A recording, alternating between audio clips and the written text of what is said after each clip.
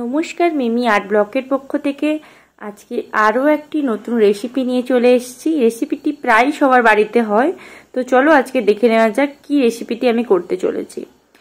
তো এই টাইমে প্রায় নতুন আলু সবার বাড়িতেই আসা শুরু করে দিয়েছে, তাই বাবা এখানে লাল লাল আলুগুলো নিয়ে এসেছিল। তো ওই আলুগুলো দিয়ে আজকে আমি দম বানাবো। ওই লাল আলুগুলোকে আমি বেছে নিয়ে ভালো করে ধুয়ে ওর মধ্যে একটু হলুদ আর একটু লবণ দিয়ে প্রেশার কুকারে সিটি দিয়ে নিয়েছি। 3-4টা আপাতত সিটি দিয়ে দিয়েছি।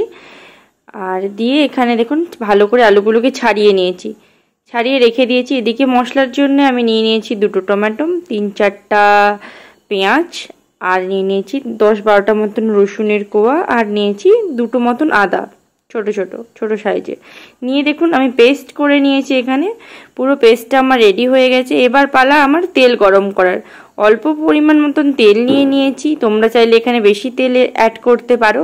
তো এর মধ্যে আমি নিয়ে নিয়েছি শুকনো লঙ্কা আর তেজপাতা দিয়ে কিছু সময় নাড়াচাড়া করে নিয়ে যখন ভাজা ভাজা হয়ে আসবে এর ওপর আমি 2 চামচ চিনি দিয়ে দিয়েছি, আর 2টো দিয়ে দিয়েছি এলাচ, ছোট এলাচ দিয়েছি, আপনারা চাইলে বড় এলাচ দিতে পারেন। তারপর আমি ওই যে পেস্টটা করে রেখেছিলাম ওই পেস্টটা ওর ওপর অল্প অল্প করে দিয়ে ভেজে নিয়েছি। তারপর দিয়ে দিলাম 2 চামচ লঙ্কার গুঁড়ো, 2 চামচ হলুদের গুঁড়ো, 1 চামচ হলুদের গুঁড়ো, আবার হাফ দিয়েছি 1 চামচের।